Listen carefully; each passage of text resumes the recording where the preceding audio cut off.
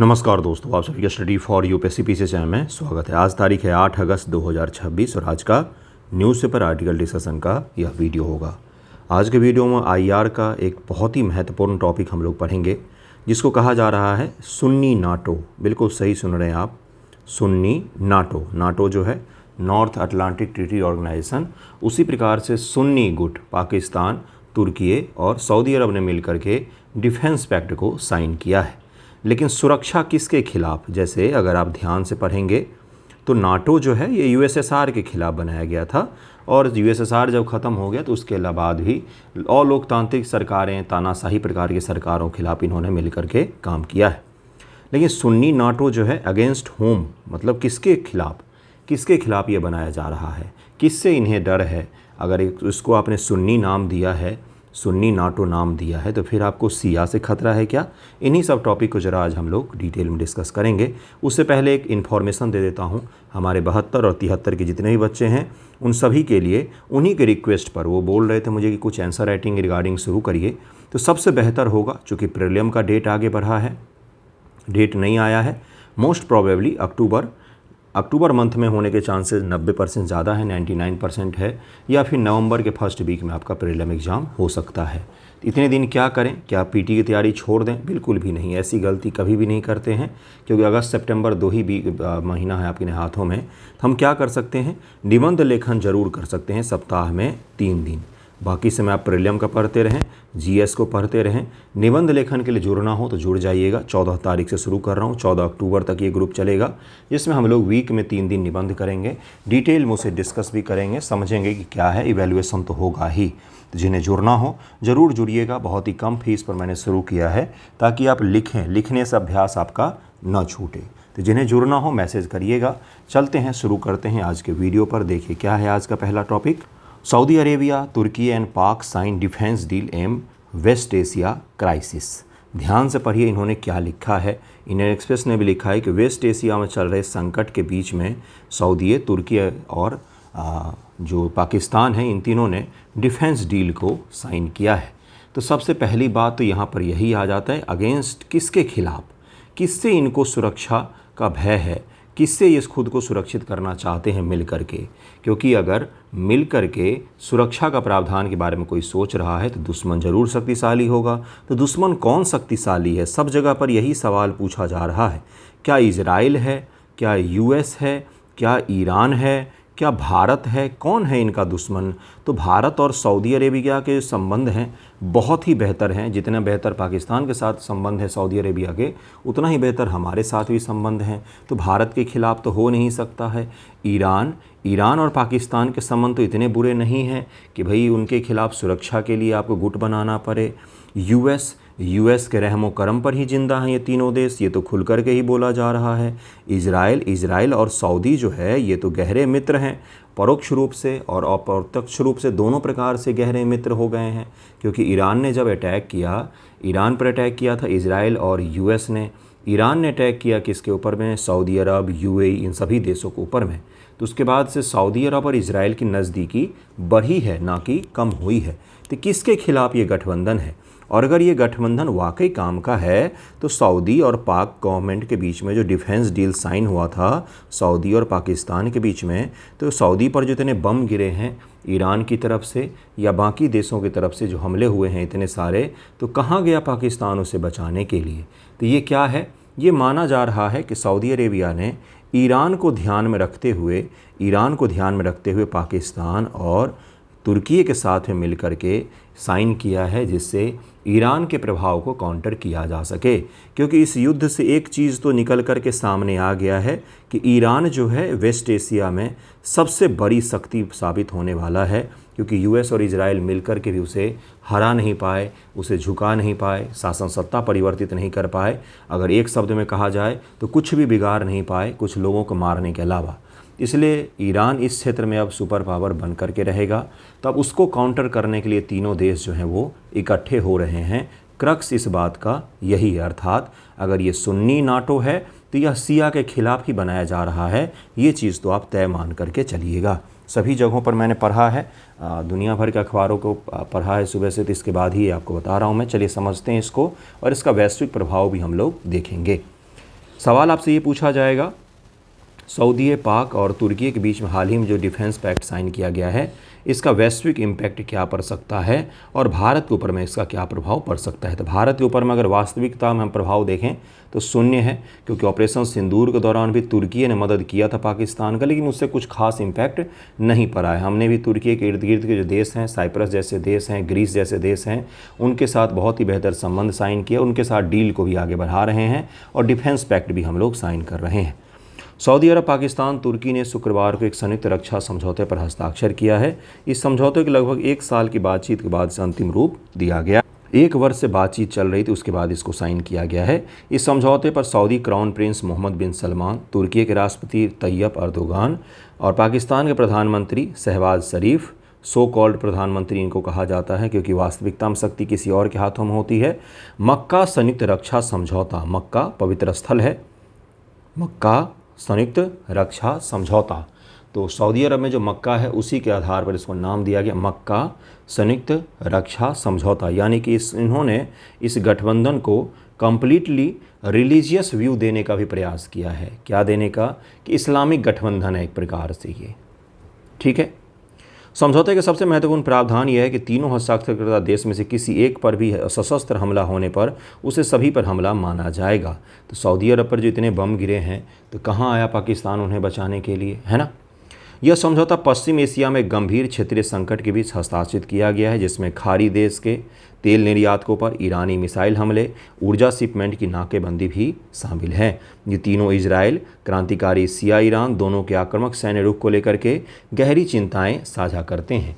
Israel और किसको लेकर के? ईरान को लेकर के इनकी चिंताएं हैं, जो वाजिब भी है। लेकिन सऊदी अरब इजराइल के साथ अच्छे संबंध उनके बन रहे हैं और डायरेक्टली तो उन्होंने संबंधों कभी नहीं बढ़ाया है, लेकिन जिस प्रकार से यूएस दबाव बना रहा है सऊदी अरब पर, ये गठबंधन ज़्यादा दिन चलेगा भी नहीं और गठबंधन रहेगा भी तो भी कुछ खास काम ये नहीं कर पाएगा। यह समन्वय ऐसे समय में हो रहा है जब उनके लंबे समय के सहयोगी अमेरिका को क्षेत्रीय उथल पुथल को नियंत्रित करने में संघर्ष का सामना करना पड़ रहा है। गठबंधन का रणनीतिक महत्व क्या होगा, जरा ध्यान से समझिएगा इस पोर्शन को। इस गठबंधन की संरचना इसे एक प्रमुख क्षेत्रीय शक्ति के रूप में पेश करने के लिए डिजाइन की गई है। तुर्की नाटो की दूसरी सबसे बड़ी सेना का नेतृत्व करता है। सऊदी अरब दुनिया के शीर्ष तेल निर्यातकों में शुमार है। इस्लाम के सबसे पवित्र स्थलों का घर है। पाकिस्तान परमाणु निवारक प्रदान करता है, न्यूक्लियर डिटरेंट प्रदान करता है, क्योंकि यह एकमात्र परमाणु हथियार संपन्न मुस्लिम देश है, घोषित परमाणु हथियार संपन्न मुस्लिम देश है। घोषित मैंने इसलिए कहा है क्योंकि अघोषित के तौर पर माना जाता है कि ईरान ने भी कई हद तक सक्सेस प्राप्त कर लिया है परमाणु हथियार को बनाने में। तुर्की के अधिकारियों ने इस बात पर जोर दिया कि यह समझौता विशुद्ध रूप से रक्षात्मक है, किसी विशिष्ट देश के खिलाफ नहीं है। यह उन समझौतों को रद्द नहीं करता जो इन देशों ने पहले से ही अन्य राज्यों के साथ किया हुआ है। सार्वजनिक कूटनीति के लिए सऊदी उप मंत्री राउद किमली ने स्पष्ट किया कि समझौते का इरादा सैन्य धुरी या सांप्रदायिक गुट या हथियारों के दौर को स्थापित नहीं करना है। ये सब डेकोरेटिव चीज़ होते हैं, बोलने के लिए कहा जाता है, लेकिन वास्तविकता में अगर ये डील साइन हुआ है तो इसका इम्पैक्ट बहुत ही गहरा होगा। भले ही इन तीनों के डील का इम्पैक्ट इनके ऊपर में कुछ ना हो, लेकिन इस एरिया में तो गहरा इम्पैक्ट होने वाला है। ये कहीं न कहीं भारत, इजराइल, यूएई के गठबंधन को मजबूत करेगा। हो सकता है कि ये कहीं न कहीं ईरान को परमाणु हथियार संपन्न बनने की ओर धकेले, क्योंकि ईरान चाहेगा कि ये तीनों जो हैं उसके लिए खतरा उत्पन्न ना करें। मक्का रक्षा समझौते का वैश्विक प्रभाव क्या पड़ेगा, अब यही आपसे सवाल पूछा जाएगा। यह त्रिपक्षीय रक्षा समझौता, सबसे पहले तो डेट भी याद रखना, बीपीएससी में कई बार डेट भी पूछ लिया जाता है, यूपी वाले भी पूछ सकते हैं कि किस तिथि को साइन किया गया है, तो कल साइन किया गया 7 अगस्त को, ऐसे याद रखना। 8 अगस्त, अगस्त क्रांति से एक दिन पहले 7 अगस्त को साइन किया गया है, तो इस प्रकार से याद रख सकते हैं आप लोग। बल्कि यह वैश्विक भू राजनीतिक सुरक्षा ढांचे में बड़े बदलाव का संकेत देती है। वैश्विक भू राजनीति में बदलाव हो सकता है, एक शक्तिशाली इस्लामी गुट का उदय होगा जो कहीं कहीं इस क्षेत्र में अपना प्रभाव विस्तार करने का प्रयास तो कर ही सकता है कम से कम। बहुध्रुविता, मल्टीपोलैरिटी, यह एक बहुपक्षीय बहुध्रुवीय दुनिया की ओर बदलाव का संकेत देता है, जहां क्षेत्रीय शक्तियां केवल वैश्विक महाशक्तियों पर निर्भर रहने के बजाय स्वयं के गठबंधन बना रही है। बहुत बड़ा मैसेज है। किसके लिए मैसेज है ये यूएस के लिए मैसेज है। दरअसल में यूएस और ईरान का जो संघर्ष हुआ है, इजराइल तो बस एक मोहरा था, ठीक है। यूएस और ईरान का जो संघर्ष हुआ उससे एक चीज़ खुल करके आ गया कि यूएस जो साबित करता है कि हम दुनिया में ये शक्ति हैं वो शक्ति हैं, वास्तविकता में वैसा नहीं है। इम्पैक्ट उतना गहरा नहीं है। ईरान जैसा देश जिसके पास बहुत वर्षों से सैंक्शन लगा हुआ है, जिसके ऊपर में इकॉनमी तो है ही नहीं वहाँ की, वो इतने दिन तक यूएस के सामने टिका हुआ है, घुटने नहीं टेके हैं, बल्कि अमेरिका को झुक करके समझौता करना पड़ा है। ये कहीं न कहीं यूएस के द्वारा जो रक्षित देश हैं, जैसे कि यूएई, जैसे कि सऊदी अरब, बहरीन, कतर, ये जो देश हैं ये सब यूएस के ही खाने पाने पर चलते हैं। ये उन्हीं के कारण ये हैं, नहीं तो ये कब के मिटा दिए जाते। तो ये जो देश हैं इनके लिए ये चीज़ हो गया है कि हमें खुद की रक्षा के लिए अब कदम उठाने पड़ेंगे। ठीक है, इसलिए ये देश आपस में समझौते कर रहे हैं, आपस में इकट्ठा हो रहे हैं, ताकि हम आने वाले समय में क्राइसिस से खुद को बचा सकें। मध्य पूर्व में अमेरिकी वर्चस्व की कमी, अभी सारा कहानी मैंने यही बताया आपको कि अमेरिका ने यहाँ पर इकट्ठा, अमेरिका के यहाँ पर होते हुए भी हूती अटैक हुए, हॉर्मुज बंद कर दिया ईरान ने, अमेरिका उसे खुलवा नहीं पाया, सऊदी अरब को भी नहीं बचा पाया, वो यूएई को नहीं बचा पाया, कतर को नहीं बचा पाया, बहरीन को नहीं बचाया, सब पर बम दागे हैं ईरान ने, किसी का रक्षा नहीं कर पाया वो। तो यूएस की जो हेजेमनी थी, यूएस का जो विश्वास था कि वो हमें बचा लेगा, वो विश्वास टूट गया है। क्षेत्रीय शक्ति संतुलन जो है ईरान के खिलाफ निवारक के तौर पर इसको देखा जा रहा है। यह समझौता ईरान के एक्सिस ऑफ रेसिस्टेंस और खाड़ी ऊर्जा बुनियादी ढांचे पर उसके छद्म प्रॉक्सी हमलों के खिलाफ एक मजबूत सामूहिक निवारक के रूप में कार्य करता है। जैसे कि मैं आपको बताता हूँ, जैसे कि सऊदी अरब है, सऊदी अरब के ऊपर में हूती विद्रोही जो है लगातार अटैक करते रहते हैं। तो अब सऊदी अरब ने पाकिस्तान को बोला कि हाँ भाई आ जाओ, तभी लोन देंगे जब तुम आकर के हमें बचाओगे। तो पाकिस्तान ने वहाँ 20,000 अपने ट्रूप्स भेजे हुए हैं हूतियों से बचाने के लिए सऊदी अरब को। ठीक है, तो इस प्रकार के जो प्रॉक्सी हैं वो इन देशों को परेशान करके रखते हैं, इसलिए इन्होंने आपस में समझौता की ओर ध्यान दिया है। बाकी इजरायली आक्रामकता पर भी रोक लगेगी इससे कहीं न कहीं। वैश्विक ऊर्जा सुरक्षा और व्यापार आपूर्ति श्रृंखलाओं की रक्षा होगी, बाजार में स्थिरता आ सकती है। परमाणु प्रसार की अटकनें भी देखी जा रही है कि अगर ये चीज़ साइन होने के बाद से ऐसा हो सकता है कि इस क्षेत्र के बाकी देश जो हैं वो परमाणु हथियार की ओर भी बढ़ें, ख़ास तौर से ईरान जो है वो परमाणु हथियार की ओर बढ़े, क्योंकि उसको ऐसा महसूस हो सकता है कि हमारे साथ तो किसी ने गठबंधन नहीं की, सुन्नी का तो कोई देश नहीं है यहाँ पर, शिया का तो कोई देश नहीं है इस तरह का खास जिसके साथ हम रक्षा समझौते साइन कर सकें। तो इसलिए हो सकता है कि वो परमाणु हथियार की ओर आगे बढ़े। वैश्विक चिंता भी इससे होगा, परमाणु गठबंधन भी इससे स्थापित हो सकता है, जिसके कारण से यह क्षेत्र वेपनाइजेशन की ओर बढ़ सकता है, हथियारों की होड़ की ओर बढ़ सकता है। तो इसको ज़रूर याद रखिएगा। इस टॉपिक से मेंस एग्जामिनेशन में सवाल की गारंटी 99% होगी, आज ही मैं कह रहा हूँ। यूपीएससी प्रीलिम 2026 जो है उसमें सवालों की गारंटी हो सकती है, आ सकता है। वैसे ये मेंस का टॉपिक है। बीपीएससी मेंस जो है उसमें तो बता ही दिया मैंने, 99% सवाल पूछे जाने की पूरी संभावनाएं हैं। लिख के रख लीजिएगा, पूछेगा ही पूछेगा। Food security act amendment will hurt the poorest, ये इसमें आर्टिकल आया है और ये दो बड़े इकोनॉमिक्स के जानकार हैं, इन्होंने इसको लिखा है कि राष्ट्रीय खाद्य सुरक्षा अधिनियम में प्रस्तावित संशोधन और इसका प्रभाव, अभी परिवार पर आधारित सब अभिकल्पना है ये, उसको सरकार व्यक्ति पर आधारित करने जा रही है। फूड सिक्योरिटी एक्ट, भोजन का जो अधिकार है उसके तहत में भारत में एक्ट बना करके लोगों को भोजन का अधिकार दिया गया ताकि सभी लोग पेट भर के खाना खा सकें। इसको लेकर के ये बनाया गया था एक्ट। इस एक्ट के बारे में भी समझेंगे, इसके कई सारे प्रावधान और उप प्रावधान भी हैं, ध्यानपूर्वक देखिएगा। यूपीएससी प्रीलिम 2018 में यहाँ से सवाल पूछा जा चुका है, बिल्कुल सही सुना आपने। यूपीएससी प्रीलिम 2018 में यहाँ से सवाल जो है वो ऑलरेडी पूछा जा चुका है। क्या फिर से पूछेगा आपसे? बिल्कुल पूछेगा। अंत्योदय अन्न योजना की पृष्ठभूमि। अंत्योदय अन्न योजना की शुरुआत 2000 के अंत में अटल बिहारी वाजपेयी सरकार के तहत गरीबों में सबसे गरीब 2 करोड़ से अधिक परिवार को विशेष सुरक्षा प्रदान करने के लिए की गई थी। पुअर में भी सबसे पुअर, मतलब कि सबसे अंतिम हाशिए पर खड़ा व्यक्ति जो होता है, जो बिल्कुल ही पुअर है, मतलब उसको अन्न अगर नहीं मिलेगा तो भोजन भी नहीं कर पाएगा, वो इतना गरीब आदमी की हम लोग बात कर रहे हैं, उसके लिए ये लाया गया था। AAY परिवारों को प्रतिमाह एक साथ 35 किलोग्राम खाद्यान्न पाने का अधिकार है। एक साथ 35 kg जो है आपको खाद्यान्न मिलता है, जो वर्तमान में प्रधानमंत्री गरीब कल्याण अन्न योजना के तहत मुफ्त प्रदान किया जा रहा है। जो वर्तमान में इसकी का क्या नाम कर दिया गया है? प्रधानमंत्री गरीब कल्याण अन्न योजना, जो जिसके तहत में अनाज वगैरह दिया जाता है, उसको यही नाम से दिया जा रहा है। सर्वोच्च न्यायालय 2003 के एक आदेश में अंत्योदय अन्न योजना के तहत अत्यधिक संवेदनशील समूहों को शामिल करने का निर्देश दिया था। पीवीटीजी इत्यादि को, विशेष रूप से कमज़ोर जनजातीय समूह पीवीटीजी, बेसहारा, विधवाएं, ऐसी महिलाएं जिनके पति नहीं हैं और उनका कोई सहारा नहीं है, उनको शामिल किया गया था। बिना सहारे वाले बुजुर्ग जोड़े, ऐसे बुजुर्ग व्यक्ति जिनका कोई सहारा नहीं है, पुत्र नहीं है या है तो छोड़ दिया है, जो अकेले रहते हैं, उनके लिए था। वृद्धों के लिए है। और दिव्यांग व्यक्ति जो खुद से सृजित नहीं कर सकते हैं, उनको भी 2003 में सुप्रीम कोर्ट के फैसले के तहत में इस एक्ट के तहत शामिल कर दिया गया था। अब प्रस्तावित संशोधन क्या है? ये संशोधन लाया तो नहीं गया, लेकिन प्रस्तावित है, लाया जाएगा। प्रस्तावित एनएफएसए संशोधन, नेशनल फूड सिक्योरिटी एक्ट संशोधन, ढांचे को एक निश्चित पारिवारिक पात्रता 35 किलोग्राम प्रति परिवार से बदल करके 7 किलोग्राम प्रति व्यक्ति पात्रता कर देगा। जैसे कि अभी एक परिवार है ए नामक, उसमें 3 सदस्य हैं, इसको 35 केजी अनाज मिल रहा है, क्योंकि परिवार की अभिकल्पना है, प्रति परिवार 35 किलो। अब जो ये परिवार ए होगा, संशोधन के पश्चात से इसमें 3 व्यक्ति हैं, तो इसको 21 केजी अनाज मिलेगा, क्योंकि अब क्या कर दिया गया है, पर पर्सन।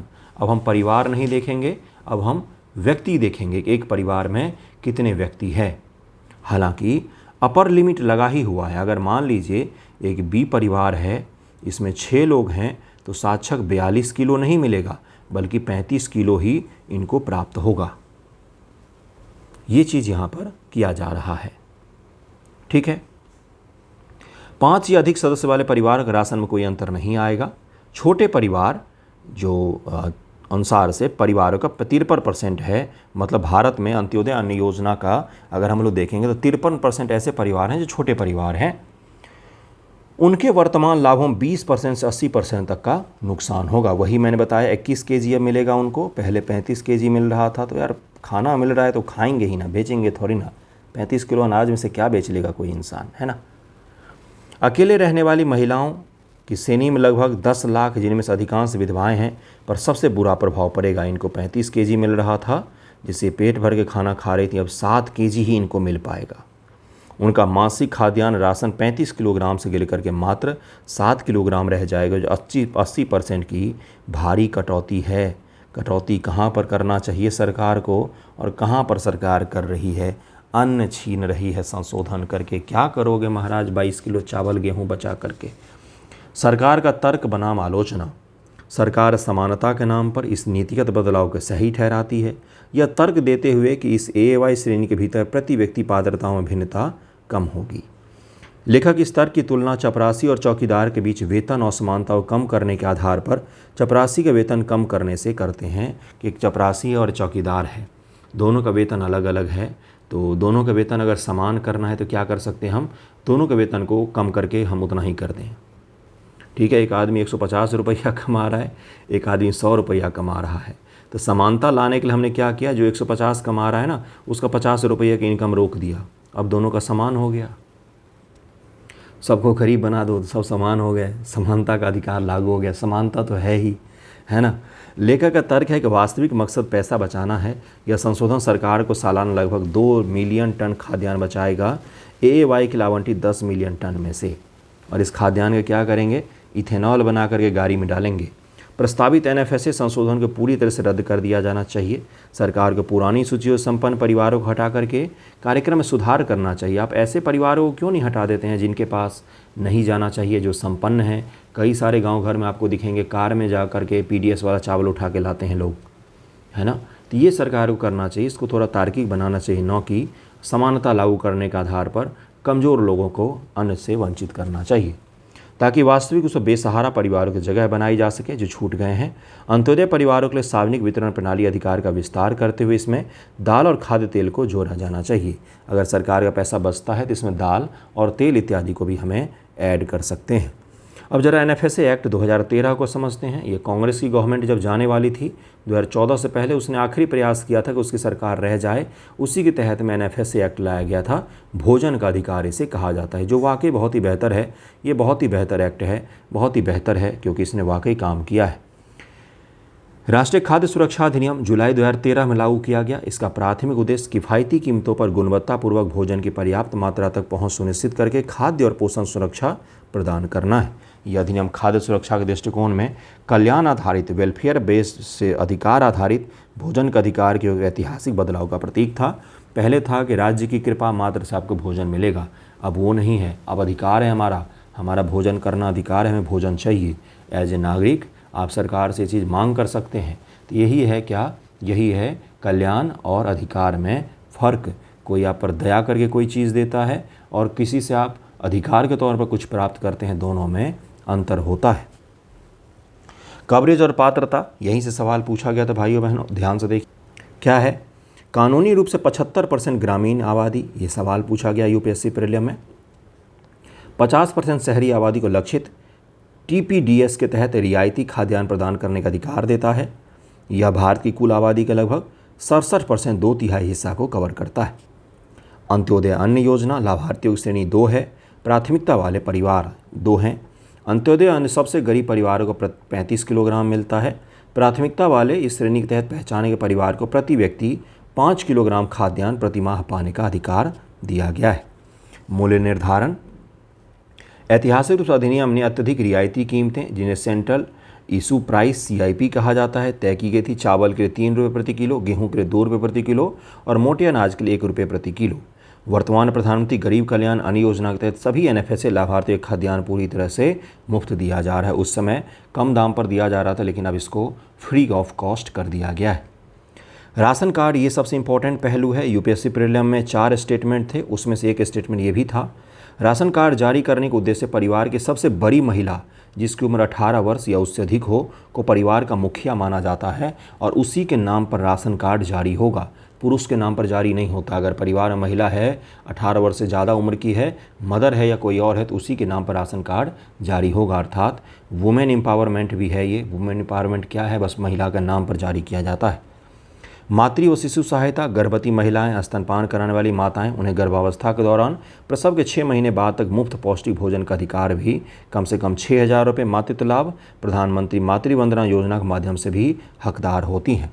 14 वर्ष तक के बच्चों को मुफ्त प्रोटीन, पौष्टिक पोषक, आंगनबाड़ी, PM पोषण, मिड डे मील योजना के माध्यम से भी पाने का अधिकार दिया गया है। खाद्य सुरक्षा भत्ता और शिकायत निवारण की भी प्रणाली बनाई गई। इसमें यदि सरकार निर्धारित मात्रा में खाद्यान्न या भोजन की आपूर्ति करने में विफल रहती है तो लाभार्थी को फूड सिक्योरिटी अलाउंस प्राप्त करने का अधिकार है। अगर सरकार आपको भोजन मुहैया नहीं करवा पाई तो आपको पैसे देगी कि आप भोजन कर सकें। यह अधिनियम आंतरिक शिकायत निवारण तंत्र की स्थापना को अनिवार्य करता है, जिसमें कॉल सेंटर, हेल्पलाइन इत्यादि भी स्थापित की जाती है। तो इसको जरूर ध्यान में रखिएगा। ये सेकेंड टॉपिक था, very very important. Third topic है house panel call for new satellite to monitor forest fire in Himalayan region. Himalaya के क्षेत्रों में फॉरेस्ट फायर को मॉनिटर करने के लिए हाउस पैनल ने कहा है कि नए सैटेलाइट लॉन्च करो। लेकिन इसरो अपने पूरे जीवन काल में जब से शुरू हुआ है सबसे बुरे फेज से गुजर रहा है। बिल्कुल सही सुन रहे हैं आप। कानों में फिर से ऐसे करिए, कानों को फिर से साफ करके फिर से सुनिए। इसरो पूरे अपने जीवन काल में सबसे बुरे फेज से गुजर रहा है। इसरो के बहुत सारे साइंटिस्टों ने जॉब छोड़ दिया है। इसरो ने कुछ दिन पहले 750 से ज़्यादा साइंटिस्ट के पदों की वैकेंसी निकाली, क्योंकि सरकार की तरफ से फंडिंग सही से नहीं हो रही है और सरकार चाह रही है कि प्राइवेटाइजेशन कर दिया जाए। बिल्कुल सही सुन रहे हैं आप। इसलिए स्काई रूट एरोस्पेस जैसी चीज़ों को बहुत सारे इसरो के साइंटिस्ट छोड़ कर उसमें चले गए हैं अपने ही देश में हैं, लेकिन इसरो जो है वो अभी चुनौतियों का सामना कर रहा है। खैर चलिए आगे बढ़ते हैं। हमारा नाविक बंद पड़ा है, उसको भी इसरो ने फिर से शुरू नहीं कर पाया है। हमारा नाविक बंद पड़ा हुआ है ना।